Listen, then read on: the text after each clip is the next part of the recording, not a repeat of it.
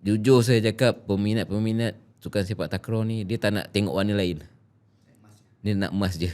Dia tak pandang perak. Tapi dia tak tahu betapa payahnya kita nak dapat walaupun pingat perak. Contoh macam tu kan. Tapi saya ambil lah benda tu kan sebagai satu cabaran lah. Kita, tak apa, kita buktikan. Kita bagi pingat emas contohnya. Macam contohnya bila kat SEA Games tu kan, bila menang pingat emas tu, kita bila dah kalung pingat emas tu nak nyanyi lagu negaraku tu kan. Saya tak boleh nak nyanyi dah. Saya memang tak boleh nak nyanyi lah. Memang nak menyanyi tak boleh nyanyi. Saya cakap bila kalung, bila nyanyi lagu negaraku. Sebab kat telinga kita ni dah biasa dengar lagu Thailand. Bila kita pergi game mana-mana kan, Thailand. So nyanyi lagu Thailand. Tapi bila dengar nyanyi lagu negaraku, lagu Malaysia, dia jadi macam pada saya, dia sebab lah. Dia macam tak boleh nak nyanyi aku ni. Jadi macam tu lah. Selamat datang ke podcast The Overview. Ini adalah episod kita yang ke-9. Dan untuk episod kali ini, kita bersama seorang legenda sukan negara. Boleh dikatakan legenda. Kita bersama legenda sepak takraw sukan Malaysia, iaitu Encik Farhan Adam, atau lebih dikenali sebagai Abang Imon. Okey, kalau nama gelar ni dalam gelanggang adalah Abang Imon. So selamat datang Abang Imon. Saya akan panggilkan Abang Imon lah. Boleh? Boleh, tak ada masalah. Abang Imon, saya punya soalan pertama. Pada Sukan SEA yang lalu di Thailand 2 tahun lepas, pasukan sepak takraw Malaysia telah memenangi pingat emas dalam acara regu berpasukan. Dan benda ini telah berlaku selepas 34 tahun. Okey, satu sejarah yang sangat besar untuk negara kita, untuk pasukan sepak takraw negara kita. Bila regu ketiga mengalahkan Thailand, apakah perasaan abang pada masa itu? Okay, first kali saya kenalkan diri saya. Saya Farhan bin Adam. Saya lahir di Kuala Lumpur tapi menetap di Selangor lah, lebih pada Selangor. Saya sudah berkahwin dan mempunyai 3 orang anak. Itu sikit sebanyak tentang diri saya lah.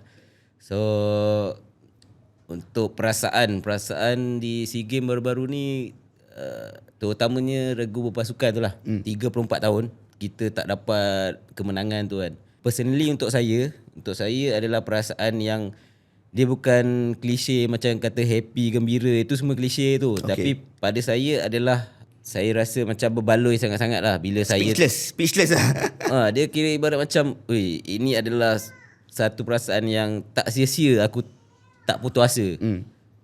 Dia kira macam moral lah. Pada saya itu ada lebih kepada moral. Sebab saya tak putus asa, saya berlatih lagi, berlatih lagi, kita menang. Agak-agak berapa kali kalah dengan Thailand? Atau bukan Thailand saja, dalam SEA Games saja, dalam regu berpasukan ni dah berapa kali? 34 tahun lah, betul tak? 34 tahun. Dalam 34 tahun tu, saya je dah 18 tahun. 18 tahun. Hampir 18 tahun. Hampir 18 tahun. Saya saja dah hampir 18 tahun. Dalam 18 tahun tu bang, berapa kali ke final dan kalah? Agak-agak kalau abang boleh ingat. Kalau ikut SEA Games, saya dah 2009, 11, 13, 15, 17, 19, 21. Last 25. 21, 23 saya tak pergi. So saya ada 7 kali SEA Games. Okey. So 6 kali tu memang saya kalah je lah. 6 kali kalah. 6 kali tu memang saya kalah. Tapi adalah event yang ada regu tapi Thailand tak masuk. Tapi sekarang kita memikirkan adalah berpasukan. Sebab pasukan, sebab dia 3 regu kan. 3 regu. First, second, third lah. Dia bukannya satu regu je untuk menang. So macam 3 regu, macam mana kita nak bagi, saya punya perasaan, saya punya niat tu nak 12 orang ni semua naik atas. Kita dapat pingat emas. Benda tu lah. Okey bang. Dekat final, bila kat SEA Games tahun lepas, dalam acara berpasukan ni, bila regu pertama itu kalah, abang main regu kedua, betul? Betul. Rasa abang tengok macam mana? Abang rasa ada lagi tak harapan atau kita ini kita gone, ada motivasi down ke macam mana time tu? Sebenarnya regu pertama tu dia dah memberi semangat kepada kami. Sebab kita pun tak jangka regu pertama tu memberikan satu saingan yang sangat hebat. Sebab kita bukan kata kita respect Thailand, tapi kita tahu Thailand tu siapa. Betul. So tapi bila regu yang sebenarnya di SEA Games tu regu pertama tu dia last minute pertukaran apik kiri dan apik kanan. So last minute, tapi diorang boleh buat sesuatu yang pada saya memang Luar biasa. Okey. So bagi saingan dapat sampai ke hujung mata tu. So tugas kami bila mereka dah kalah, tapi tugas kami sebagai regu kedua, kita kena pastikan untuk cari kemenangan supaya kita dapat bawa pergi ke regu ketiga. Okey. So kita do or die lah. Lebih kurang macam tu lah. Kira macam kalau kita tak dapat cari kemenangan, habis lah kita kalah. Satu tim kita kalah. So kami 3 orang cuba dengan bantuan jurulatih, dengan bantuan pemain-pemain yang lain. So dia bagi semangat. So kami cubalah untuk cari kemenangan di regu kedua tu. Okey. Bila regu pertama tu kan, dia punya set ketiga tu, dia punya mata 13-15. Betul kan?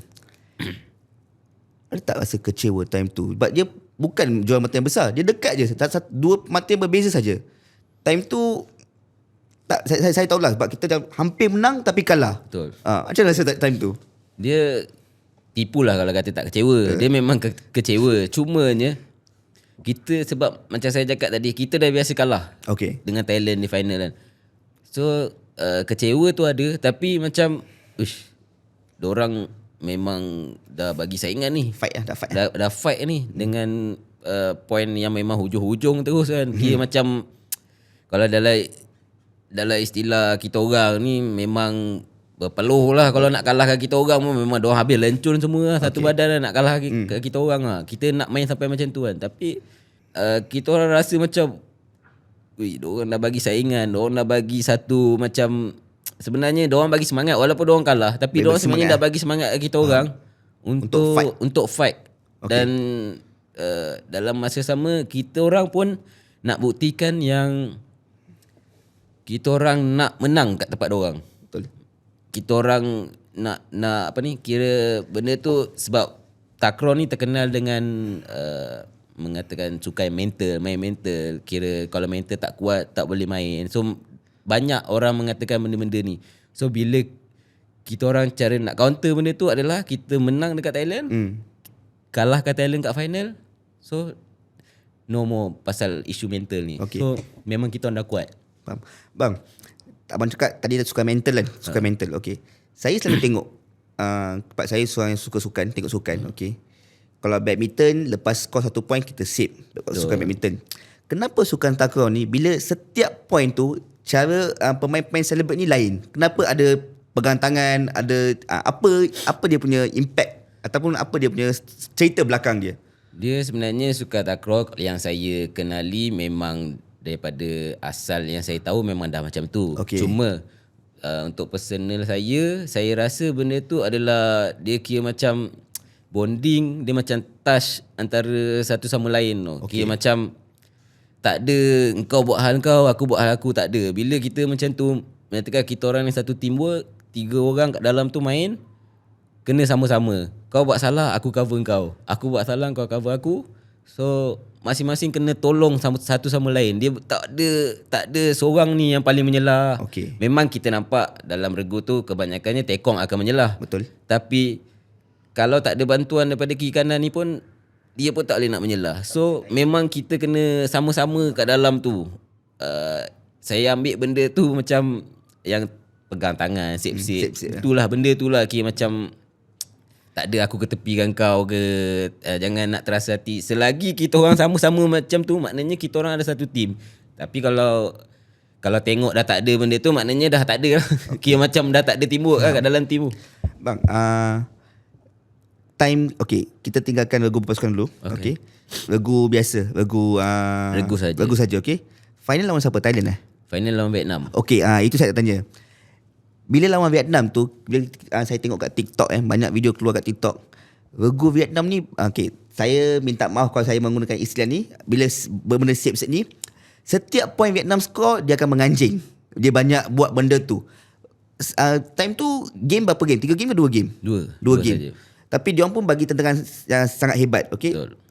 Time tu rasa macam mana bang? Bila diorang score tu, diorang banyak menjerit, celebrate. Rasa tu macam mana? Dia sebenarnya sebab Vietnam waktu tu dia punya moral dah naik bila dia dah kalahkan Thailand kat semifinal. Bila dia dah kalahkan Thailand kat semifinal tu, moral dia naik. So bila berdepan dengan kita orang Malaysia, pasukan Malaysia ni, dia merasakan dia dah tak ada apa-apa lah. Nanti tulus lah. Kira macam Aku kalah tak apa, aku menang pun tak apa. Pasal tu diorang free sangat waktu tu. Tapi yang kita orang punya part pula, kita orang kena pastikan diorang tak boleh nak dapat benda tu. Tak boleh nak kira macam tak boleh nak lebih daripada kita orang. So kita orang kena push. Kita orang kena terus attack je diorang. So itu tugas memang satu tugas yang agak sukar pada awalnya, tapi lama kelamaan bila kita orang dah dapat serasi waktu final tu, memang kita orang terus attack. Memang tak bagi chance kat diorang. So kita orang terus pergi je. Time lawan Vietnam tu kan, semifinal kita menang dengan siapa? Semifinal dengan Indonesia. Indonesia, okay. Vietnam pernah tak menang emas dekat dalam sepak takraw ni? Pernah?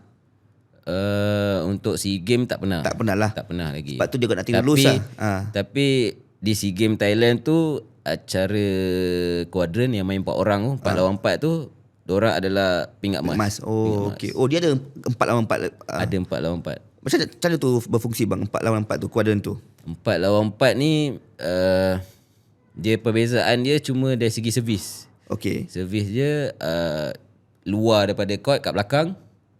Luar daripada line belakang ah. Luar daripada line belakang tu, servis daripada belakang tu. So 4 lawan 4 ni dia lebih kepada 50-50 lah. Sebab So memang dalam court tu memang ada 4 orang ke? memang ada 4 orang. Okay. Dia main sama lah. sama permainan dari segi cara main tu, rule dia sama, tapi cuma servis je. servis je kat luar belakang. Oh, okey. Untuk kuadran tu Malaysia dah dapat apa? Malaysia kalah dalam grouping. Dalam grouping. Kalah Kenapa? dalam- Apa yang penat? Adakah faktor penat? Sebab kita baru lepas menang pingat emas berpasukan. Okey. Petang ni contohnya, petang ni. So tak silap saya, esoknya tu kita kena main kuadran. Kuadran, okey. Kuadran tu dah start, regu lambat lagi. Lambat lagi, So ada okey. masa lagi untuk kita orang rest. So kuadran main esoknya, tak silap saya esok ke petang belah malam tu, hari yang sama. Saya tak ingat, tapi sebab ada 2 event lagi. Okey. Kuadran dengan mix kuadran, tapi saya tak tahu mana, saya tak ingat kan. Okey. So dia, yelah, kebanyakan yang main tu adalah first time masuk final, first time menang dengan Thailand. So dia punya biasalah perasaan gembira. So dia tak boleh nak control lagi benda tu kan. Macam kita orang, sebab kita ada gap lagi. Lepas habis berpasukan tu ada gap Untuk main regu. main regu 3-4 hari kot kita orang. Untuk recover balik lah. So kita orang dapat, mungkin kalau ni dapat enjoy dulu menang tu. So ada masa untuk rest. So kita orang main balik. Macam yang kuadran tu, diorang baru nak enjoy, esok ada lagi. So diorang tak dapat nak kawal kot, saya rasa lah. Mungkin benda-benda tu.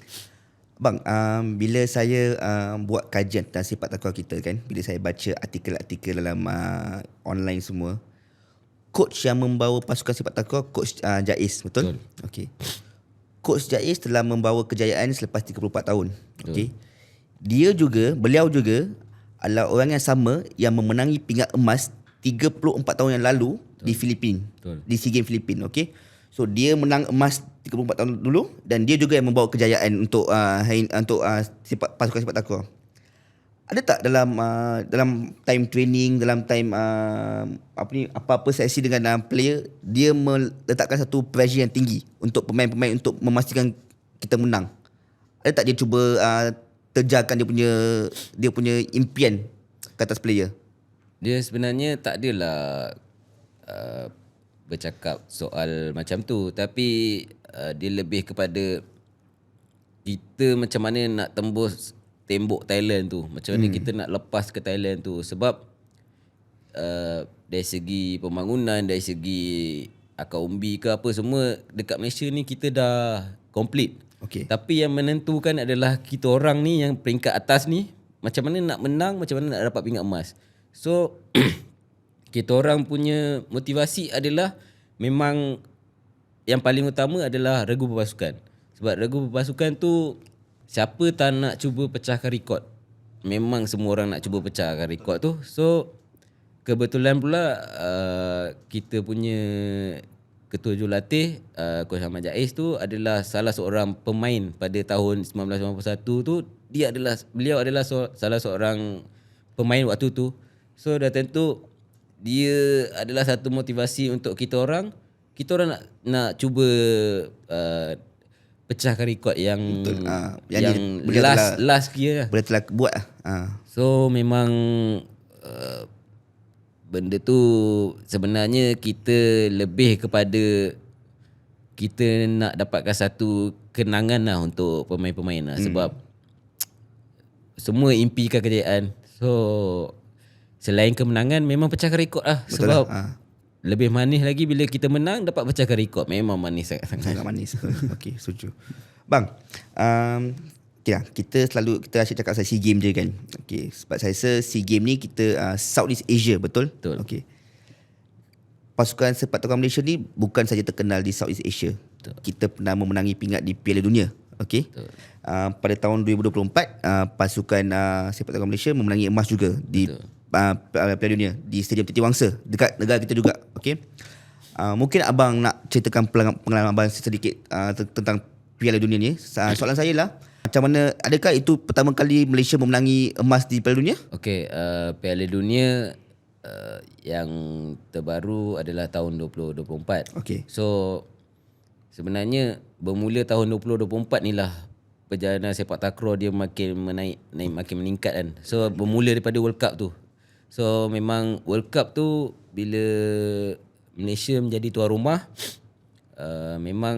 memang kita satu tekanan lah, sebenarnya memang satu tekanan. Betul. So bermula acara waktu tu ada 3 acara. Ada double main 2 orang, Okey.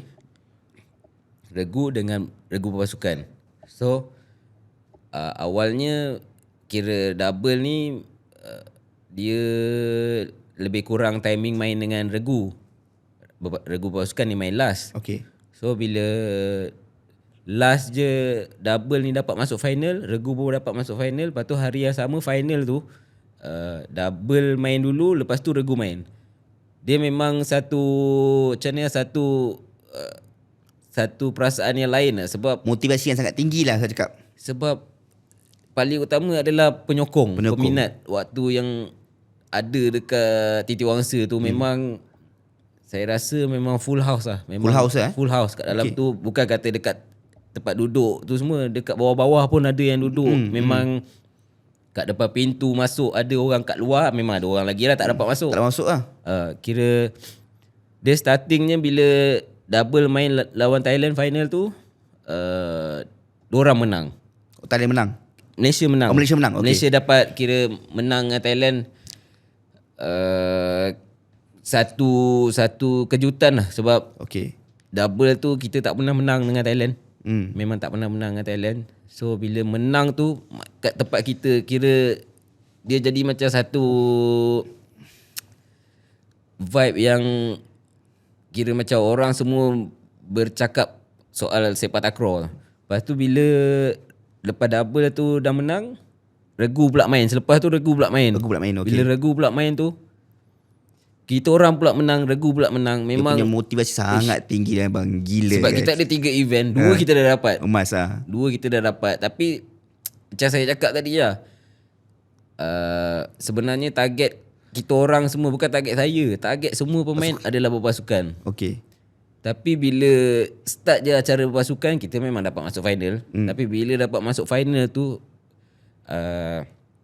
regu saya main regu 1. Regu 1 saya main, Okey. saya dapat menang. Okey. Tapi kira macam kita dapat comeback lah. Kita kalah first set, second set kita menang, tie break kita menang. So dapat menang, kita orang dah rasa macam memang lain lah sekarang ni sepak takraw kan. Tapi bila regu kedua kalah, regu ketiga kalah, dia jadi macam yang menang 2 tadi tu jadi macam rasa tak best. Rasa tak best lah. Sebab yang besar ni kita kalah. Sebab sebenarnya dalam takraw ni ibu dia adalah berpasukan. Ibu pingat dia adalah pasukan. Bila kita kalah pasukan ni, kita rasa macam lain tak dia puas ibu lah. cakap ibu segala pingat. Ibu segala pingat. Betul. Okey. Bang, bila lawan kat Thailand tu, abang bukan lawan pasukan dia, lawan satu stadium. Betul. Satu stadium, and penyokong Southeast Asia ni, Asia ni, saya gunakan terma gila. Sebab dia memang gila. Betul. Cara dia bagi sokongan kat pasukan dia. Termasuk Malaysia. Kita punya negara pun sama kan. Betul. So time lawan pasukan Thailand tu dengan satu stadium tu, rasa dia macam mana? Agak dia punya pressure tinggi tak tekanan dia? Dia sebenarnya saya kena kredit dekat STL ni lah. Sebab STL yang ada dekat Malaysia ni. So STL adalah Sepak Takraw League lah? Betul. Okay. Sepak Takraw League yang dianjurkan oleh PSM. PSM dan Astro kerjasama. Okay. So sebenarnya kena kredit kat STL ni. Okay. Sebab sebenarnya STL ni adalah dia punya banyak membantu untuk player-player negara, player kebangsaan lah. Sebab dekat STL je kita dah hadapi tekanan. Dan tekanan yang kita hadap tu adalah tekanan yang kita faham. Okay. Maksudnya apa penyokong cakap kat luar kita faham. Apa orang kita pun kita faham. Memang kita faham walaupun kita contoh main kat Penang cakap kita faham juga. Main dekat Johor cakap kita faham. So benda ni kita dapat dapat biasakan. Dah hadap tekanan tu. Bila kat Thailand kita main tu, lawan dengan Thailand, apa penyokong cakap kat luar tu kita tak faham. Tapi kita cuma boleh nampak dia punya kemeriahan, dia punya gila-gila kita boleh nampak. So sebenarnya memang STL tu yang membantu kita orang waktu kita lawan dengan Thailand, waktu kita ada tekanan, tak ada tekanan ke apa ke, ataupun waktu kita ketinggalan, kita dah tak ada perasaan macam aku kalah. Dah tak ada dah perasaan tu. Kita ketinggalan sekali pun kita boleh cuba untuk pergi untuk kejar balik. Boleh try lagi boleh ni. Try balik, kita boleh try lagi ni. Kita boleh potong diorang lah. So perasaan-perasaan yang macam takut apa semua ni saya rasa kebanyakan pemain dah tak ada dah. Okay. Bang, mungkin soalan ni tak boleh tanya abang, tapi saya nak tanya juga. Mungkin dia lagi bagus daripada pandangan orang lain, tapi saya nak tanya. Apakah ciri-ciri atau kualiti yang ada kat abang sampai abang dipilih sebagai seorang kapten? Rasanya abang lah, kalau abang reflect balik diri abang. Saya rasa yang pertamanya memang saya yang paling senior lah. Paling senior lah. Paling senior saya lah. Paling bukan kata tua tapi berumur lah. Yang tu paling utama lah. Yang keduanya saya rasa sebab bila seorang senior tu dia punya cakap tu, coach memikirkan dia lebih mudah untuk bercakap dengan pemain-pemain lain. Supaya pemain-pemain lain apa arahan daripada jurulatih sampai kepada saya ataupun kepada pemain, saya akan support daripada jurulatih punya arahan, bagi tahu kat pemain-pemain lain buat tu buat ni ke. So itulah saya rasa satu sisi lah yang boleh mengatakan saya ni layak untuk menjadi kapten. Tapi saya tak tahulah benda-benda lain. Saya tak boleh nak cakap benda-benda lain. Nak kata saya garang ke, nak kata saya itu soalan dia. Abang garang tak? Sebagai seorang kapten. Sebab kita ni, saya dah banyak tengok sukan. Okay, saya dah banyak tengok sukan. Kapten ni memainkan satu peranan yang sangat penting, time game. Okay. But time game tu kita tak boleh pergi, saya tak tahulah, mungkin abang nak kongsikan pengalaman abang. Kita tak boleh pergi marah kat player kita, tak boleh pergi bising-bising. Tapi abang ada tak buat benda tu macam bukan memaki lah, tapi marah, betulkan, gaduh? Ada tak? Pernah tak gaduh dengan tim-tim pasukan? Waktu saya macam mana? Waktu saya saya rasa 5 tahun sudah lah. 5 tahun sudah waktu saya jadi kapten tu, mungkin saya gunakan sikap garang, marah, semuanya saya tegur depan-depan, tak puas hati semua dengan budak-budak yang lain. Okay, macam kenapa macam ni kan. Tapi selepas tu saya rasa macam benda tu mewujudkan satu kira macam gap lah antara saya dengan kawan-kawan yang lain lah, antara pemain-pemain lain. Ada jurang dia lah. Ya, betul. Saya rasa macam saya seorang, dorang ramai. Ibarat macam tu kan. Tapi bila saya mikirkan balik macam mana cara nak betulkan tim ke apa semua, saya cuba duduk dengan dorang. Saya cuba jadi macam lebih kepada, walaupun gap umur tu mungkin 10 tahun ada, 15 tahun ada dengan saya kan. Ada yang 5 tahun, 6 tahun kan. Tapi saya cuba merasakan saya dengan dorang ni sama je. Okay. Saya letakkan diri saya sama umur dengan dorang. Saya cuba duduk dengan dorang, saya ubah. Dan selepas itu saya lebih kepada, tak tahu lah saya nak cakap. Tapi bila saya cakap, saya takut benda ni nanti akan jadi macam salah tafsir. Rahsia saya terbocor. Tak apalah, ini kita bocorkan rahsia dia. Macam kita bocorkan. Saya lebih kepada one to one lah dengan pemain-pemain lain. Lepas tu lah. Kira macam ada je benda tak betul, saya pergi tarik seorang ni, saya tegur orang macam ni, kau kena macam ni, kau kena macam ni. Sebab jurulatih dah ambil keseluruhan. Okay. So saya rasa tugas saya ni lebih kepada one to one lah, personal lah. Mana macam nampak macam budak macam agak terpesong sikit je, saya pergi kat dia, saya tarik ni, saya bawa pergi sini. Macam tu. Saya lebih kepada macam tu lah. Bang, budak-budak zaman sekarang lah. Okay, sebelum tu soalan saya. Umur paling muda dalam tim abang berapa sekarang? Umur paling muda pemain? Tahun ni mungkin ada perubahan, saya tak tahu. Tapi untuk saya ambil yang tahun yang lepas, tahun tahun lepas. lepas punya tim tu saya rasa yang paling muda untuk tahun lepas 22 tahun. 22 tahun. 22 tahun. Ni soalan saya bang. Pemain senior ni, dia punya disiplin saya rasa lain daripada budak muda sekarang. Okay. Adakah susah untuk membentuk disiplin dan satu karakter dalam pemain-pemain muda yang upcoming sekarang ni? Daripada abang observe lah sebagai seorang kapten. Dia bila kita dah menang, jujur saya cakap, bila kita dah menang dapat pingat emas ni, sebenarnya adalah satu perkara yang mudah untuk kita bentuk budak muda. Okay. So sebab kita dikatakan kita dah jadi seorang yang layak untuk bercakap. Macam saya contoh dah ada pingat emas, saya layak untuk menegur yang baru, lapis-lapis yang baru. So saya layak untuk bercakap. Kalau kita tak ada pingat emas apa semua, kalau cakap pun orang pun tak respect lah. Kau siapa ibarat macam tu kan. Tapi bila saya dah ada pingat emas ni, ada pemain-pemain yang ramai ada pingat emas, kita memerlukan, kita tak boleh nak tolak budak muda, budak lapis baru, kita tak boleh tolak. Kita perlukan diorang sebab diorang ni akan selepas kita dia ni, punya tenaga lain kan. selepas kita ni diorang lah. Lah. So kalau kita tak jaga benda ni, memang kita rugi lah. Kita tak boleh nak long term lah sampai bila-bila kan. So bila kita dah ada pingat emas ni, kita senang, lebih mudah untuk bercakap dengan diorang. Kau kena buat ni, kau kena macam ni, kau kena buat benda ni. So benda tu saya rasa untuk sekarang ni saya rasa lebih mudah. Lebih mudah lah. Mudah lah. Okay, sekarang kita kembali kepada cerita asal. Okay. Macam mana Abang Imon start sepak takraw? Dari mana benda ni start sebenarnya? Waktu tu saya sekolah rendah lah. Waktu tu saya duduk di Ampang. Okay. Saya biasalah dekat taman perumahan ada main lah, petang-petang main lah. Ada kat padang bola ramai orang main bola. Kat takraw lah. Tapi waktu tu minat tu tak ada lagi untuk takraw ni. Tapi saya lebih kepada bola, main dekat padang bola tu. Tapi bila kat padang bola kat kawasan perumahan ni, bila kita main kita punya dapat main tu mungkin sampai pukul 5 petang je. Bila 5 petang tu yang orang dewasa datang. Orang dewasa dah datang. Tepi main tempat lain. So kita duduk kat luar je. Kira padang bola, sebelah tu kot takraw. Betul. Ada sebelah tu kot takraw. Kita tengok lepas kita orang keluar, saya tengok bila keluar je orang main takraw, tak ramai pun orang main takraw. Kosong ke kawasan tu ada kan. Tapi timbul lah minat tu. Tapi tak main pun kat tempat tu. Saya duduk kat rumah saya dengan saya punya sepupu saya, sampai macam buat satu tali tarik. So kita main kat situ. Kita main kat situ, timbul minat dia.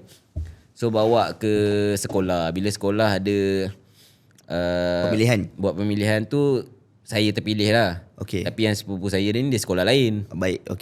Saya terpilih, so dapat pergi wakil sekolah masa darjah 5, umur 11 tahun. Waktu tu memang kalah lah. Lepas tu saya pergi lagi darjah 6, dapat pergi lagi. Baru saya dapat johan sekolah-sekolah. Di antara dalam kawasan Hulu Langat lah. Macam kira MSSD lah. Satu lah. Kira lepas tu terpilih daerah. Lepas terpilih daerah dah dapat terpilih wakil Selangor. Bawah 12 tahun. Lepas habis bawah 12 tahun tu saya Kejap. Tak apa. Habis saya darjah 6 tu, tingkatan 1 saya dapat pergi sekolah sukan negeri Selangor. Laju abang. Abang dah start 11 tahun lepas tu straight ke sekolah sukan Kira form 1 tu saya dapat. Sebenarnya saya dapat selection untuk masuk sekolah Bukit Jalil, sekolah sukan Bandar Penawar. Tapi tak lepas. Lepas tu saya ditolak pergi ke sekolah sukan negeri Selangor lah. Bila masuk sekolah sukan negeri Selangor tu, setahun tu saya, kalau budak-budak sekarang memang saya rasa diorang tak boleh hadap lah. Sebab selama setahun tu saya tak dapat main court. Saya cuma timbang bola je kat luar. Timbang bola Setahun, je. selama setahun saya duduk. Saya rasa macam uish, Confirm kecewa, stres, membazir membazir masa kat sekolah ni. Saya cakap macam tu lah. Masuk asrama tu duduk kat situ membazir setahun. Saya fikir macam tu lah. Pernah tak menangis? Jangan cerita soal menangis. Form tu saya terus keluar je. Oh, form tu keluar. Form tu saya terus keluar je. Saya telefon arwah bapak saya. Saya keluar. Saya cakap saya nak keluar, saya tak nak duduk asrama ni lah. Okay, arwah bapak saya memang dia follow je lah kan. Dia follow. Okay. Form tu saya sekolah kat luar. Sekolah biasa lah? Sekolah biasa. Sebenarnya saya start naik tu adalah selepas form saya keluar daripada sekolah tu, form 2 tu, sebab saya dapat satu tempat untuk berlatih, nak betulkan, baru saya tahu posisi saya dekat mana. Form 2 tu saya keluar, ada akademi sepak takraw MPPJ, MPPJ? Majlis Bandaraya Petaling Jaya. Petaling Jaya, MPPJ. Kat situ ada tempat dia, ada coach arwah Cik Mat. Lepas tu abang angkat saya yang bawa saya waktu tu. Abang angkat saya lah. Semua arwah dah semua ni kan. Kira diorang yang bawa saya pergi ke tempat tu. Memang kat situ lah start saya naik. Memang kat situ sebenarnya pemulanya saya. Career sepak takraw. Saya dapat kenal posisi saya. Memang kat situ memang gila-gila lah saya dapat orang ajar macam mana nak setting, macam mana nak gulung, macam mana kat situ saya dapat semua benda saya dapat kat situ. Okay. Dia ada ilmu kat situ. Tempat saya rasa kat tempat lain dia tak ada ilmu macam ilmu tentang permainan sepak takraw ni. Saya rasa dekat situ saya dapat ilmu tu. Dan sampai satu masa nanti memang ilmu tu lah saya akan bawa kepada generasi-generasi lain akan datang. Okay. Betul. Pernah tak menyesal tinggalkan sekolah sukan? Cerita dia tak habis sebenarnya. Bila dah habis form 2 tu, kan saya kata pemula career saya. Betul. Saya dah memang saya banyak main game-game kat luar. Form 2 tu saya dah banyak main game kat luar. Tiba-tiba ada masuk saya ke form 3 tu, ada satu game tu, sekolah sukan ni ada hantar juga dekat game tu, buat dekat MPPJ punya tempat lah. Sekolah sukan Selangor lah? Sekolah sukan negeri Selangor tu, hantar. Saya main kat situ, tiba-tiba dia tengok saya terpilih balik masuk sekolah tu. Bila masuk sekolah tu form 3, form 4, form 5 baru saya masuk balik. Saya masuk balik. Saya masuk balik lah sebab dah ada perubahan dekat sekolah tu kan. Lagipun saya dah form 3. Saya dah tahu macam mana main. Tapi sebenarnya form 3 tu, walaupun saya dah masuk sekolah sukan negeri tu, saya tak pernah miss Sabtu. Sebab akademi sepak takraw MPPJ tu dia Sabtu Ahad saja. Saya tak pernah miss weekend tu lah. Sabtu Ahad saya cabut je pergi training MPPJ tu. Sekolah sukan tahu tak abang pergi? Tak tahu. Tak dibenarkan lah. Mana boleh keluar asrama tiap-tiap minggu kan. So ada waktu je kita boleh balik kan. Abang fly lah, kira Ponting kan ni. Tapi abang kat saya lah, datang naik kereta, ambil saya keluar. Ahad tu hantar saya balik. Macam tu lah. So memang cinta kat sukan sepak takraw ni dah start time umur 11, 12. Lepas tu abang sanggup ambil risiko sebab hujung minggu tu saya tahu sebab saya banyak ramai kawan atlet kan. Nak keluar sekolah sukan, nak keluar dari asrama ni bukan senang. Satu, risiko sangat tinggi. Kalau ditangkap akan kena buang. Boleh kena buang. Okay. Tapi abang still keluar pergi training untuk hujung minggu dengan MPPJ. Dia dari segi disiplin memang salah lah. Tapi saya punya niat, saya cuma pergi main takraw je. Niat tu betul. Niat dia saya sangat cuma betul. Pergi main takraw je. Saya bukannya pergi buat benda yang bukan-bukan. Sebab saya tak ada buat benda yang jahat ke apa. Tapi saya cuma pergi main takraw. Apa habis training apa semua, balik. Balik asrama balik. Esok pergi balik. Saya cuma buat benda-benda tu je lah. Cumanya kalau dari segi disiplin benda tu salah. Yang adik-adik lain jangan ikut lah. Jangan ikut lah. Kalau boleh minta kebenaran, kena minta kebenaran lah sebenarnya. Jangan esok seorang datang, Abang Imran boleh posting kan, boleh penting lah. Dia sebenarnya lepas dah jadi benda tu sampai sekarang rasa puas je lah. Pada saya dah rasa puas lah. Dia satu benda sangat berbaloi lah. Berbaloi. Dan tak rasa rugi lah benda tu. Betul. Pada saya. Okay. Bang, saya selalu tengok, saya nak tanya soalan ni saya selalu tengok video. Saya suka bola. Okay. Saya selalu tengok bila time Piala Dunia, pemain-pemain overseas lah. Kita cakap bola dulu dia akan dapat call up daripada coach. You are selected to play for England. Mesti ada momen tu untuk abang bila terpilih pertama kali untuk mewakili Malaysia. cuba abang jelaskan pengalaman abang dan time masa tu bila di call up untuk pasukan negara. Okay, dia lepas habis SPM, lepas habis SPM umur 17 masuk ke 18 tu, saya hilang sekejap sebab lepas habis nak masuk umur 18 tu sebab saya kena masuk PAKN. Oh, masuk PAKN. Saya Okay. kena masuk PAKN, so hilang lah dalam 3 bulan 2-3 bulan tu kan. Okay. Tapi lepas habis PAKN tu ada satu macam game dia panggil apa, remaja kebangsaan. Betul. Remaja kebangsaan ni kira sebelum Sukma lah. Alah. Sebelum Sukma. So saya waktu tu baru keluar lagi. Rasanya game tu lepas saya keluar tak sampai 2 bulan kot. Sebulan 2 bulan lah. Saya ada masa tu sajalah untuk training kan. Cumanya saya pergi dekat Selangor. Tapi dekat Selangor saya try pergi, tak terpilih. Okay. Nak dikatakan rezeki je tu, saya kan masih lagi dengan akademi BBJ. MPPJ tu, akademi MPPJ. Nak dikatakan cerita tu, tiba-tiba untuk remaja kebangsaan tu, PDRM salah satu pasukan yang dijemput untuk main. Okay. Tapi PDRM tak ada player sebab dia tak ada muda-mudanya player kan. So diserahkan dekat MPPJ. Oh, dia bagi slot lah. Slot tu bagi kat MPPJ untuk cari pemain. So saya adalah salah satu pemain PDRM lah kat situ waktu tu main. Bila main tu PDRM kalah lah dengan Selangor suku akhir. Okay. Kalah dengan Selangor. Selangor memang dah top lah time tu. Tapi saya terpilih untuk ke selection masuk pasukan kebangsaan daripada situ lah. Bila saya mewakili PDRM tu, saya terpilih untuk pergi selection. Bila selection tu saya lepas. So saya lepas, saya salah seorang, saya rasa ramai tahun tu terpilih. Saya rasa hampir 30 orang kot. 30 player. 30 player terpilih untuk duduk masuk dalam tim tu tahun 2007. Okay. Kira saya 2006 SPM, 2007 saya terus masuk Tingkat tim kebangsaan Tim lah. kebangsaan. 2007 saya training tapi tak dapat pergi mana-mana game lah. Sebab tak dipilih. Sebab masih tak layak Tak untuk layak duduk tak dekat layak. skuad Okay. utama lah. Okay. Tapi tahun tu SEA Games Malaysia tak hantar. Sebab 2007 kat Korat. Saya rasa isu yang pasal bola lah, apa bola keras sangat lah apa semua. So kira macam Malaysia ni boycott lah. Boycott lah untuk SEA Games tu. So tak pergi.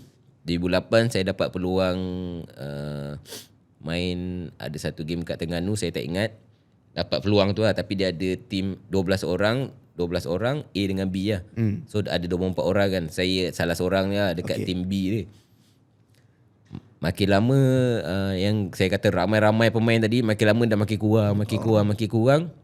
Bila tahun 2009 SEA Games dekat Laos tu, boleh katakan saya punya debut yang pertama yang diiktiraf lah, kira macam SEA Games pertama lah. SEA Games pertama saya 2009 tu, baru saya rasa waktu tu saya dah duduk macam 12 yang terbaik lah.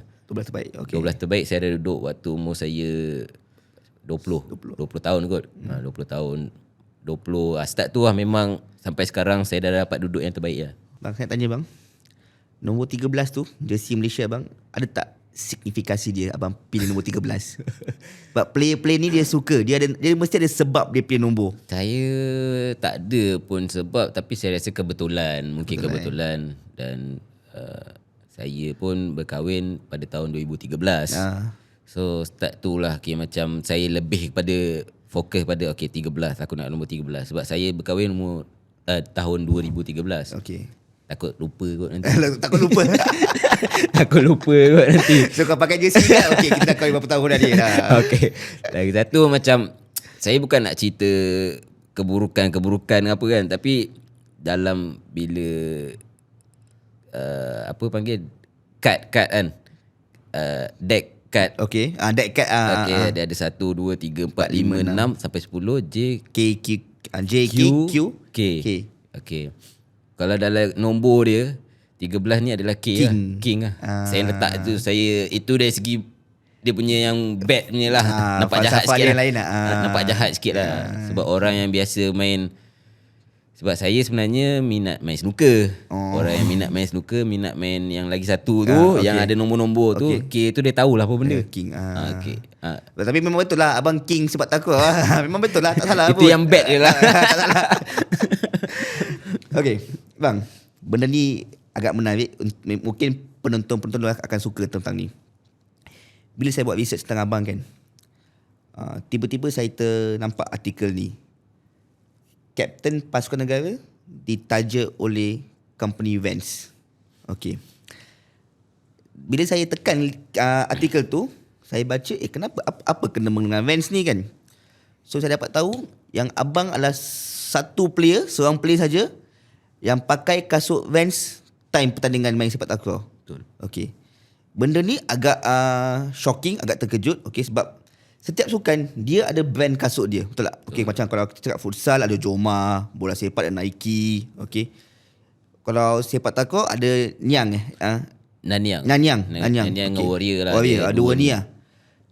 Kenapa abang Imon pilih kasut Vans? Okay, sebenarnya ada seorang kira macam saya punya brother ni. Dia brother Ayu ya. Dia macam ada satu masa tu saya rasa saya pakai kasut Vans ni dah dekat 5 tahun saya rasa. 5 tahun. Untuk dalam sukan sepak takraw ni lah. Saya jumpa dia macam main training dekat Subang Jaya tu, main-main. Dia kata, "Bro, kau main dah lama," dia cakap macam tu kan. Kaki kau tu pun dah bagi banyak dah jasa kat kau. So kau kena hargai dia. Takkan kau nak bagi kasut murah-murah ni. Contoh macam tu lah. Lebih kurang lah ayat dia kan. Okay. Kau kena pakai satu ni lah. Satu brand lah. Aku rasa kau elok pakai Vans kot. Dia cakap macam tu kan. Saya boleh ikut pula. Contoh saya boleh ikut. Saya pergi cari kasut Vans. Masa tu tak adalah beli yang baru. Okay. Saya pergi macam bundle ke apa semua cari. Saya pakai. Saya try. Macam sedap pula. Cuma agak berat lah. Dia memang berat sangat lah. Tapi bila dah lama pakai tu, saya rasa beli yang baru. Beli baru punya lah. Baru pakai.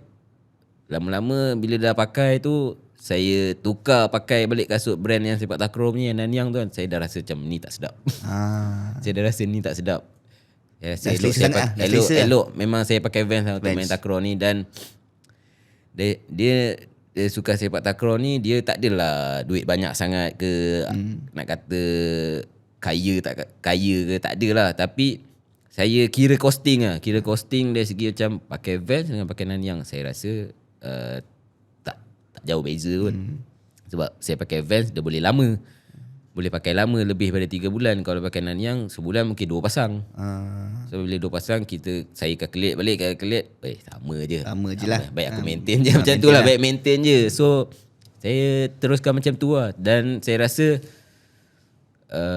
sebenarnya bila saya pakai Vans ni, dia nama saya macam daripada agak dah suram, bila saya pakai Vans ni dia naik balik lah. Dia membantu untuk menaikkan nama saya. So ada tak syarikat Vans ni approach abang untuk sponsorship untuk taja abang? Waktu saya dah pakai lama. Tapi waktu yang World Cup tu 2024 tu, bila menang tu, bukan daripada saya sebenarnya. Saya kena terima kasih dekat peminat-peminat, dekat media saya paling yang tu saya tak ingat siapa. Dia orang tayangkan keep posting lah kasut Vans dan ni sampai interview saya pakai kasut Vans kan. Lepas tu yang dari segi yang peminat ni, dia terus macam attack terus pergi dekat Vans dengan kita punya legend ni Pak Din. Pak Din Musa tu kan. Dia orang terus masuk sana. Masuk terus kat dia orang punya ni, memang dia orang hebohkan lah. Dia orang hebohkan lah. Teruk dia orang kena. Memang teruk lah tahun tu 2024 tu. Dan tahun 2024 tu juga alhamdulillah macam Vans panggil saya. Vans Malaysia dia panggil saya pergi datang dekat Pavilion Bukit Jalil, Bukit Bintang. Saya datang, saya dapat penghargaan daripada Vans. Saya dapat shopping lah dekat dalam outlet Vans tu. dengan amount yang Beli apa-apa lah, ditetapkan. angkat apa Dengan kau nak. amount yang ditetapkan lah. Apa amount dia? Tak apalah. Share lah bang. Apa- Saya rasa 2,500 boleh ambil barang apa yang ada dalam Vans tu, dalam outlet tu, tapi dia ada bagi satu macam special punya barang Okay. yang tak ada jual dekat Vans lah. Macam box ice, Okay. karpet, Vans, ada saya dapat stiker berlambak-lambak, saya dapat stiker banyak lah, saya dapat ada kemah Vans, banyak benda tu yang tak termasuk lah. Tak termasuk lah. So setakat ni itu saja lah daripada Vans. One off lah. Kenapa abang tak continue untuk sign contract dengan Vans sebagai penaja utama untuk abang? Benda tu tak ada. Oh, tak ada. Jujur saya cakap Dia benda pun tu tak ada dah approach. lepas tu, tak ada. Dia cuma one off tu je dia bagi saya. Sampai sekarang memang one off tu je lah. Okay. Saya berharap lah dapat. Dapat lah kan. Saya berharap dapat. Yelah, sebab dia agak pelik bila player-player tak dapat sponsor atau penaja, sebab dia dapat utamakan brand dia, betul tak? Betul. Sebenarnya saya membantu juga. Betul, kan. membantu lah, of Saya course membantu kan. Saya membantu. Sebab kalau budak-budak muda kat luar sana tengok, Abang Imam pakai Vans, boleh main sepak takraw best, kita pun boleh beli kasut Vans. Dia Saya tak tahu nak cakap mungkin Vans bukan tak fokus sangat lah. tak fokus untuk suka sepak Suka sepak takraw takraw kan. lah. Dia lebih kepada skate, lebih Tapi kepada syarikat Vans pun kena tahu ini adalah satu opening, satu eye opener. mungkin lah untuk kan. selepas-lepas ni bila dia dah tahu, sebenarnya dia bukan tak tahu, dia dah tahu dah benda cerita ni dah lama kan. Cerita ni dah lama. Kalau 2024 sekarang dah 2026. Dah lebih daripada 3 tahun. Patutnya dia dah tahu yang saya salah seorang yang menaikkan nama brand dia ni kan.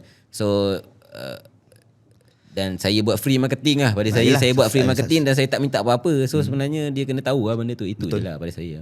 Bang, dalam STL ni abang main untuk negeri mana? Atau klub mana? Sebenarnya STL, untuk last punya STL saya main Johor lah. Main Johor. Main Johor. Kira saya start STL ni daripada tim Selangor. Lepas tim Selangor saya pergi ke Johor. Okay. Main untuk Johor. Johor dah tahun ketiga ke empat saya rasa kot. Berapa lama main dengan Selangor? Selangor dah lama lah. Selangor 9 tahun, 8 tahun, 9 tahun lah dengan Selangor. Kenapa abang pilih dari Selangor untuk ke Johor? Adakah offer kat atas table tu banyak atau macam mana? Waktu saya pindah, kebetulan lah waktu saya pindah ke Johor tu ada satu isu dari segi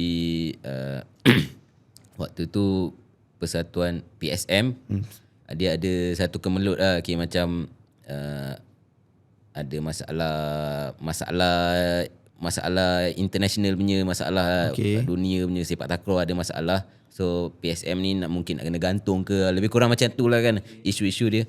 Saya tak faham sangat. Tapi dekat Malaysia ada satu isu ni pula, bila Persatuan Sepak Takraw Malaysia, Persekutuan Sepak Takraw Malaysia ni dia ada satu, dah jadi masalah benda ni dekat Malaysia, terus wujud satu lagi persatuan. Bila wujud satu lagi persatuan ni, Selangor salah satu negeri yang keluar daripada PSM tu. Dia masuk ke persatuan baru. Tapi untuk STL masih lagi kita guna PSM punya ni. So Badan ni PSM lah, PSM. so saya nak ke mana? Saya fikir macam tu. Saya nak ke mana kalau saya ikut yang persatuan yang baru? Saya tak boleh nak main STL. Oh, sebab dia tak kawal STL lah. Persatuan baru tu tak termasuk Tak STL. boleh. Tak boleh. So sekarang wujud dua persatuan kat Malaysia. Dulu lah. sekejap Okay, lah. kejap je lah. Sekejap je. Lepas tu saya ambil keputusan saya kena pergi main negeri lain, sebab kalau saya duduk dekat Selangor saya tak dapat main untuk STL tu. So ada satu tawaran daripada Johor. Bila tawaran daripada Johor, saya rasa okey lah, boleh lah duduk kat Johor. So saya duduk kat Johor sampai last tahun lepas lah. Tahun lepas. Untuk tahun ni kita tak tahu lagi. STL tahun ni start bila? Abang tahu tak? Agak-agak. Selepas tu ke Asia bulan 9, saya rasa dah bulan 10 lah. Lama lagi. STL. Dia kena habiskan dulu Suka Asia baru STL start. STL ni berapa lama bang biasanya? Berapa bulan? Biasanya 3 bulan. 3 3 bulan. ke 4 bulan lah. Berapa negeri akan bertanding atau berapa kelab akan bertanding biasanya? Untuk format tahun ni kita tak tahu lagi. Last punya format ada 12 team. Liga. Kita buat dia buat macam macam 4 group, 3-3-3. So ada main Johan pergi masuk kalah mati, dapat pergi semi, dapat pergi final macam tu lah. So tiap-tiap minggu. Dia bukan tiap-tiap minggu, dia ada 6 circuit. 6 circuit circuit 6 circuit. Okey, faham. So setiap circuit tu ada satu mungkin juara mungkin lah tapi dia juara berapa markah dapat, naik juara berapa, dia akan kira tu. So total akan layak pergi main untuk Champion Cup, satu lagi circuit. Okey. Bila satu lagi circuit tu, Champion Cup tu baru ada jemputan kelab luar. Okey. Luar negara, ada Thailand, macam yang last ada Thailand, Japan, Korea, Singapura. India pun ada. Oh, India pun ada? Ya, betul. India pun dah start main sepak takraw? Wish, lama dah. Lama? Lama dah. Power tak? Semakin bagus. power. Semakin bagus lah. Bang, saya tanya benda ni mungkin agak sensitif. Okay, tapi tak apalah. Kalau abang boleh jawab, abang jawab lah Okay. Abang jadi atlet setelah hampir 19 tahun. Okay, start habis SPM. Okay. Saya tak pasti kalau abang ada sambung ijazah ke tak. Okay, saya tak sure. Okay. Tapi sebagai seorang atlet kat Malaysia, gaji tu cukup tak untuk sustain? Sampai kena abang dah kahwin, ada 3 orang anak, kena sara isteri, sara anak-anak. Cukup tak gaji tu? Ataupun abang ada buat side income business lain? Okay, kalau dulu sebenarnya memang tak cukup. Dulu saya baru mula-mula masuk skuad kebangsaan, waktu tu memang tak cukup lah. Rasa macam dulu saya dapat 500 je sebulan. Baru masuk, saya tak ada buat apa-apa. Umur 18 dapat 500, saya rasa macam okey lah. Tapi kita nak transport, nak apa semua, waktu tu saya dapat beli motor je lah. So 500 tu bayar motor 200 lebih, tinggal 200 lebih ke mak, dah tak ada apa dah untuk saya. So saya pun ada makan, tempat tinggal yang disediakan oleh MSN, Majlis Sukan Negara. So itu tak ada masalah lah kan pada saya kan. Makan ada, tempat tinggal ada. Tapi cuma duit lah tak berapa nak ada. Okay. So sebenarnya selain takraw ni, saya bekerja. Saya ada bekerja dengan Perbadanan Kemajuan Negeri Selangor, PKNS. So PKNS, saya masuk PKNS ni tahun 2012. So kerja ni adakah dapat sebab main sepak takraw? Salah satunya memang kira guna kota sukan lah. Dapat masuk tempat kerja ni guna kota sukan lah. Kalau cerita belajar tadi tu, sebenarnya saya habis SPM tu saya dapat sambung belajar kat UiTM Shah Alam, diploma sains sukan. Tapi saya agak kurang minat lah. Saya setahun je. Setahun je masuk, yang kira SEM 3 tu saya tak teruskan lah. Sebab saya rasa macam tak ada minat lah. Tak boleh nak commit dua benda, nak sini nak ni, sini nak. Saya tak boleh. Banyak kat belajar tu saya terlepas lah. Sebab kita lebih fokus pada sukan. Game ni nak pergi, game tu nak pergi, kelas banyak tinggal. So saya rasa saya tak payah bazirkan masa, tak payah bazirkan duit.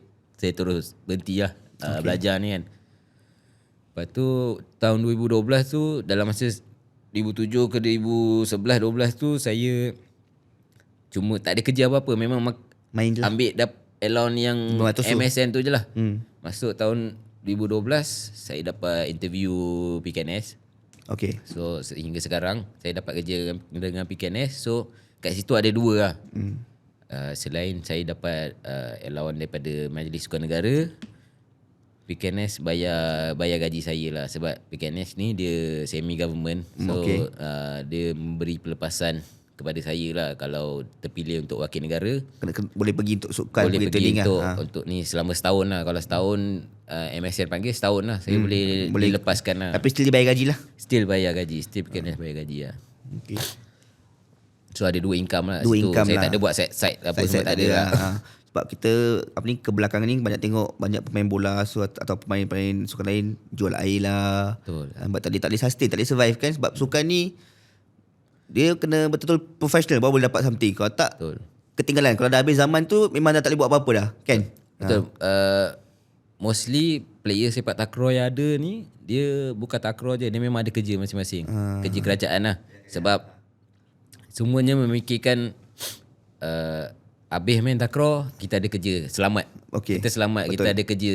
Kita bukan sukan ni macam sampai kita pencen kat sukan ni, bukan lah. Macam tu lah. Semua memikirkan kita ada kerja masing-masing. Bang, dalam 4 pingat ni kan. So kita dapat tengok ada 2 pingat. Satu pingat emas regu berpasukan SEA Games. Okay. Satu regu biasa, betul? Betul. Okey. Piala Dunia. Ya. Okey, dengan Piala Asia Piala Asia. Piala Asia. Okey, Piala Asia, Piala Dunia. Okey. Ada tak impian abang untuk something abang belum capai dalam kerjaya abang selain 4 ni? Sebenarnya kalau ikutkan saya dah dapat semua lah. Kalau ikutkan dapat semua. Cumanya dari segi Sukan Asia, Sukan Asia memang saya dah pernah dapat pingat emas, tapi tu kategori regu. Berpasukan saya tak pernah dapat lagi. Okey. SEA Games saya dah dapat regu, saya dapat pasukan. Kan. Sukan Asia saya baru dapat regu. Cumanya waktu kita orang menang regu tu Thailand tak masuk cara tu. So kebanyakan peminat ke apa semua kata macam tak iktiraf lah. Ibarat tak iktiraf lah. Cakap orang Thailand boleh menang senang ni. Thailand boleh nak menang macam tu lah. So saya rasa Sukan Asia tu lah saya punya satu tu. Saya nak tengok, saya nak cuba dapatkan.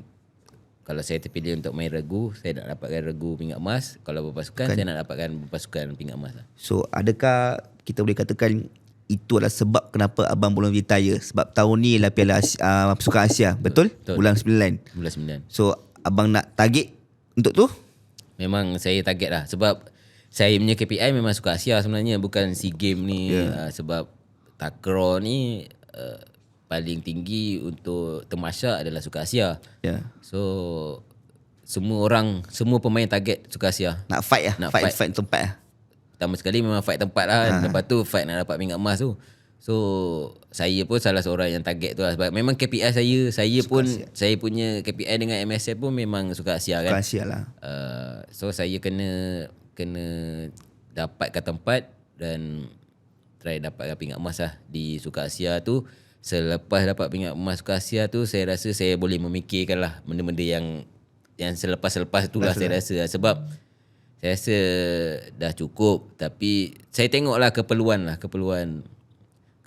dari segi tim, keperluan daripada segi jurulatih, keperluan daripada segi pengurusan macam mana kan. Kalau mereka rasa saya ni masih diperlukan, insyaAllah saya boleh lagi bagi saya punya sumbangan. Tapi kalau rasa macam dah cukup, saya pun okey je, tak ada masalah. Cuma kita tengok dulu Sukan Asia macam mana. Lah. Kita tengok Sukan Asia macam mana. Bang, bila menang emas kan tahun lepas, bonus dapat tak? Ada tak bonus? Untuk SEA Games. Sebenarnya PSM ada tak bagi bonus? PSM belum lagi bagi bonus lagi. Sebab majlis dia akan berlangsung 11 bulan 2 ni nanti. Okey, minggu depan lah. Dengan sekali dengan Telekom Malaysia, kita one of kita punya main sponsor kan. Untuk PSM.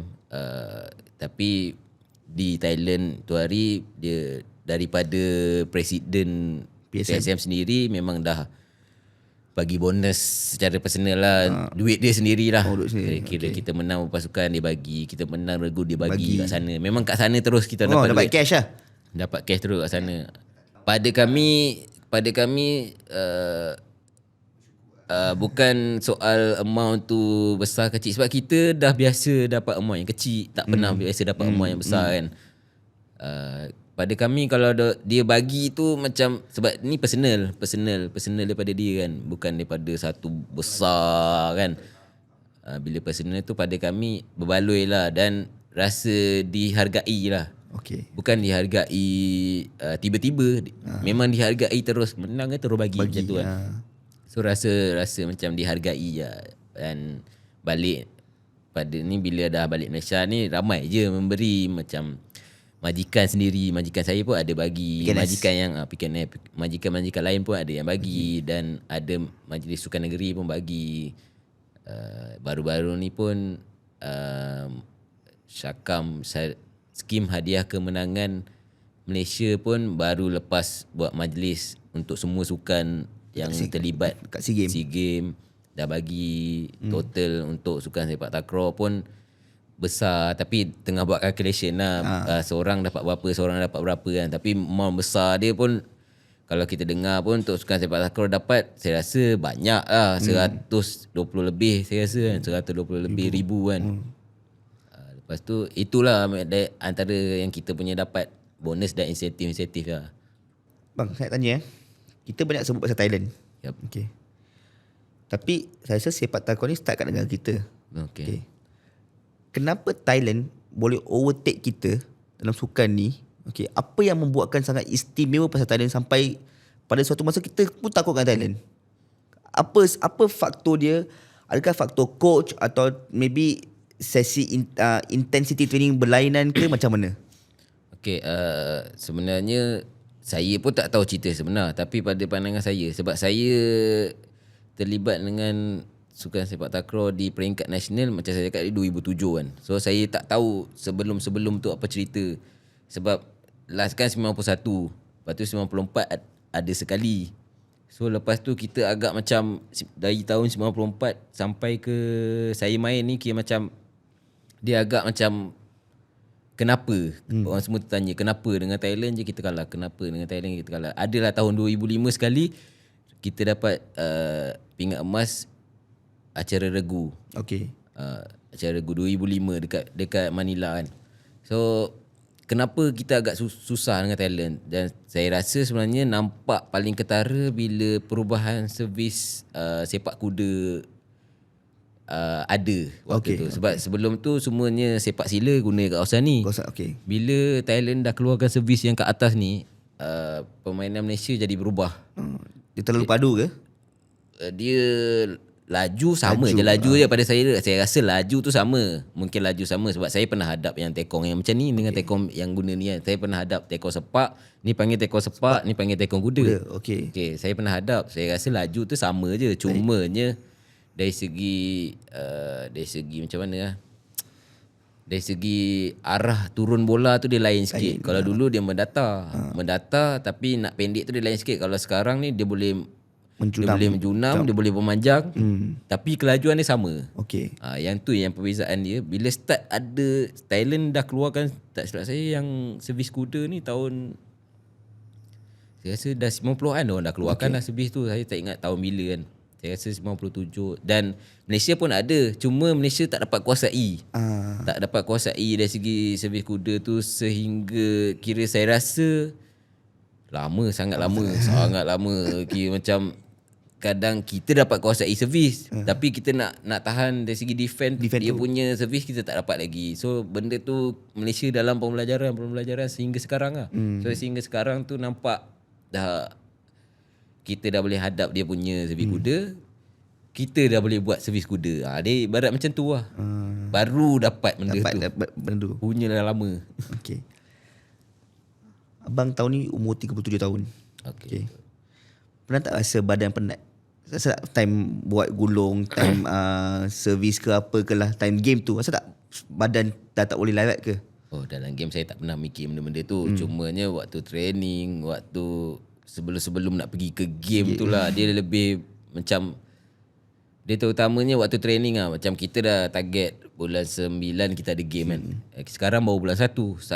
Saya memikirkan lamanya nak pergi sampai bulan 9 tu. Saya rasa bila umur-umur sekarang ni kan, lamanya nak tunggu, nak adap jauh lagi tu nak adap lah. Tapi kalau orang yang dia tengah fresh, tengah apa, bulan 9 tu dia rasa macam okay, aku nak betul. Macam saya, sebab saya dah terlampau lama. Dah lama kan. Bila dah lama rasa macam aku tak boleh nak tunggu sampai bulan 9. Nak memikirkan nak tunggu sampai bulan 9 tu lama sangat.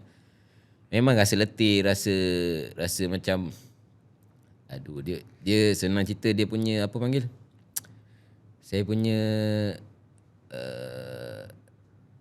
minat kot. Lebih kurang macam tu lah. Minat tu makin lama makin kurang sikit. Tapi lebih kepada semangat. Benda tu lah. Saya lebih kepada tu. Minat tu makin lama makin kurang. Sebab bukan kata fed up, tapi rasa macam dia jemu lah, penat lah.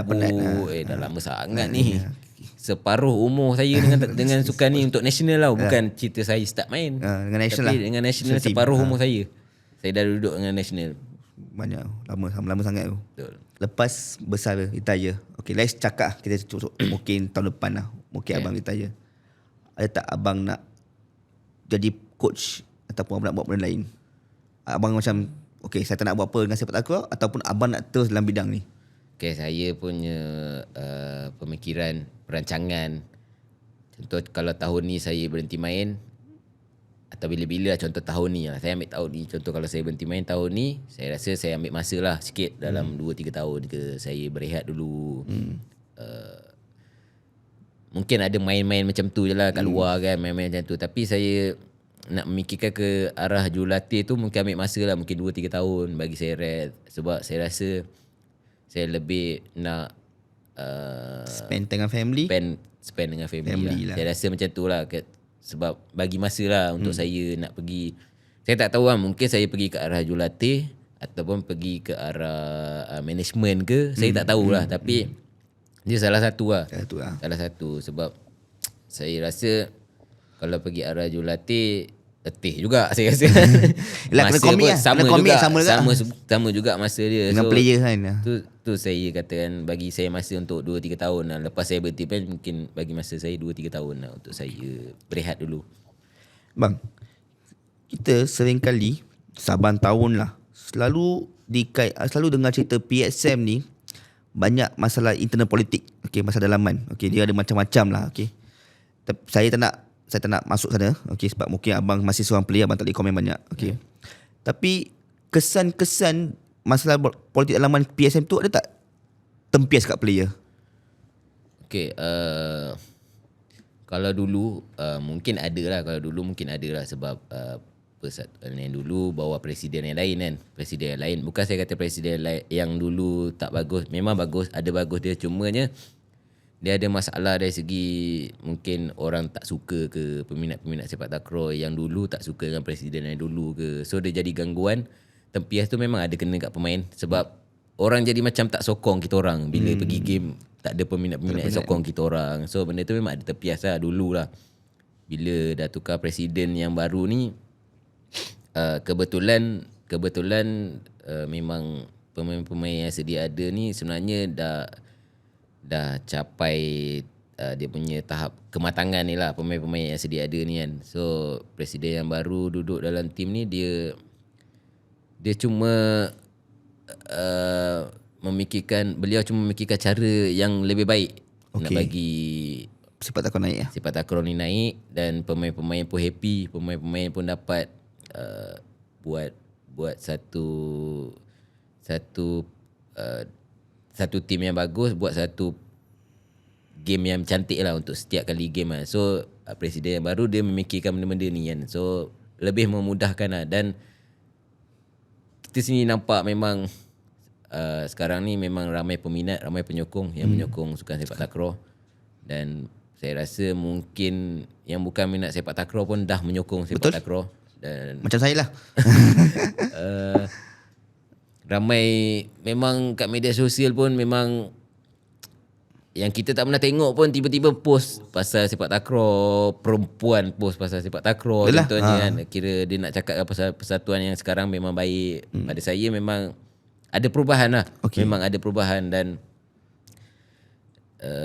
memang pemain-pemain pun saya rasa sebab salah satu sebabnya pemain-pemain yang ada ni memang dah capai tahap kematangan ni lah. Sebab sebenarnya pemain-pemain yang sedia ada ni pun daripada presiden yang lama dulu juga. Faham. Daripada tim yang lama Lama juga. lah. Tim Presiden lama. yang lama. So bawa ke presiden yang baru. Cuma presiden yang baru dia melakukan perubahan sikit-sikit. Dan saya rasa buat masa sekarang ni dalam PSM tu dia tak ada konflik. Tak ada konflik. Saya rasa tak ada konflik lah. Dan kalau mungkin ada konflik pun diorang selesaikan secara dalaman lah saya rasa kan. Sebab tak ada kena-mengena dengan kami sebagai seorang pemain lah. Okey. Bang, kita dah sembang sejam lebih tau. Okey. Saya ada 2 soalan yang tanya untuk abang. Okey. Setiap atlet mesti pernah hadapi kegagalan. Betul. Okey, kegagalan dalam hidup yang. Okey. Dalam kerjaya abang sebagai seorang pemain sepak takraw, kegagalan terbesar abang yang mana satu? Pernah tak nangis bila kalah? Dalam saya main dalam sukan sepak takraw ni, kegagalan saya adalah bila sebenarnya setiap tahun pada saya adalah kegagalan saya bila saya tak dapat bawa pingat emas untuk negara. Sebab tapi macam saya cakap lah, saya jenis target KPI saya adalah Sukan Asia. Sukan Asia ni adalah yang besar sebab dia paling besar lah untuk sukan sepak takraw kan. So KPI saya tu memang suka Asia. Bila saya tak dapat balik pingat emas untuk negara ni, memang satu kegagalan lah untuk saya. Sebab dia sukan saja. Saya cerita pasal sukan je, kegagalan tu kan. Sebab cumanya kegagalan tu bukan kegagalan kita kalah terus, tapi cuma kita kalah kat final je. Kita tak dapat pingat emas kan. Itu yang sakit tu. Sebab jujur saya cakap, peminat-peminat sukan sepak takraw ni, dia tak nak tengok warna lain. Naik emas je. Dia nak emas je. Betul. Dia tak pandang perak. Tapi dia tak tahu betapa payahnya kita nak dapat walaupun pingat perak. Contoh macam tu kan. Tapi saya ambil lah benda tu kan sebagai satu cabaran lah. Kita, tak apa, kita buktikan, kita bagi pingat emas contohnya. Benda tu lah. Tapi nak cerita nangis tu memang dulu memang nangis lah. Dulu memang nangis lah. Tapi kadang-kadang tu macam, kalau dulu memanglah sampai nangis dalam bilik air. Tapi bila sekarang ni kalah, kira macam kita terima lah. Kita terima. Cumanya nak kata menangis, sebenarnya menang pun kita menangis. Betul. Menang pun kita menangis kan. Dan Tapi dia dua air mata yang berlainan. Satu kejayaan, satu kegagalan.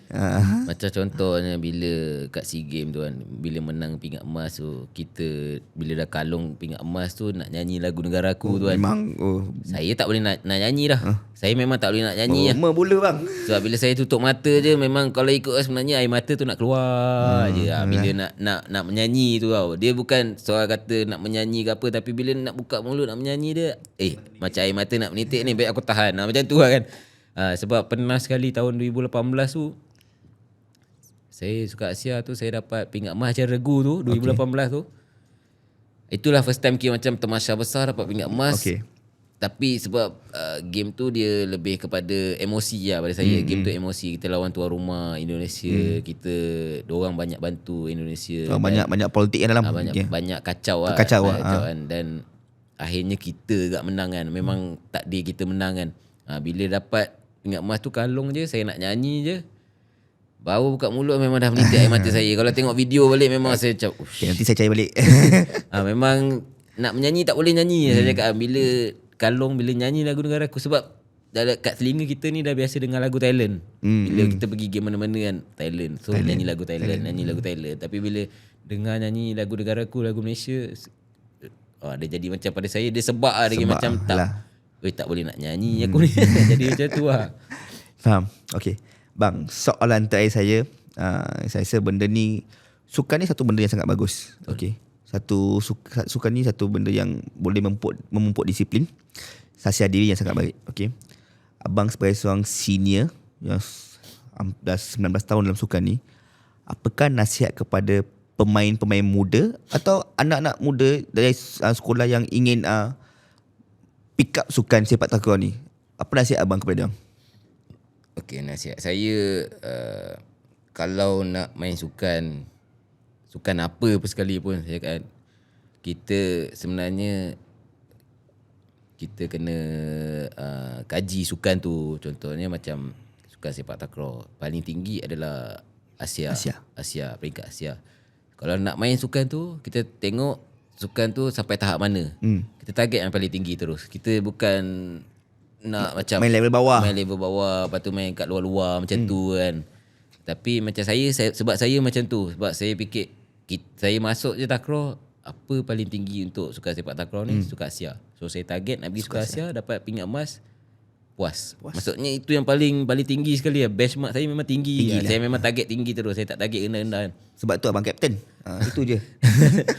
So untuk yang lapis-lapis yang baru, orang-orang muda nak main sepak takraw ke, nak main sukan lain ke, kena ada target dia dan minat, target. Lepas tu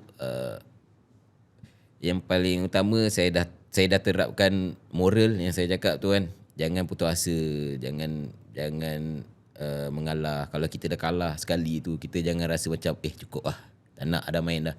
Sebab saya dah buktikan saya adalah orang yang banyak kali kalah, tapi saya tetap ada lagi dalam tim. Dan saya bila dah capai kejayaan, saya rasa macam best sangat. Dan yang terakhir sekali adalah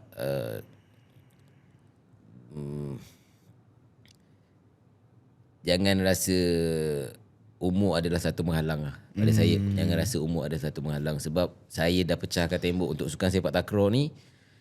Saya dah cuba pecahkan tembok mengatakan takraw ni sampai umur 30 tahun je. Tapi saya dah lebih umur 30 tahun. Saya dah nak hampir 40 tahun dah. So saya dah pecahkan benda tu. So jangan jadikan umur ni satu penghalang lah untuk kita tamatkan kita punya career. Oh, ya. Betul. Baik.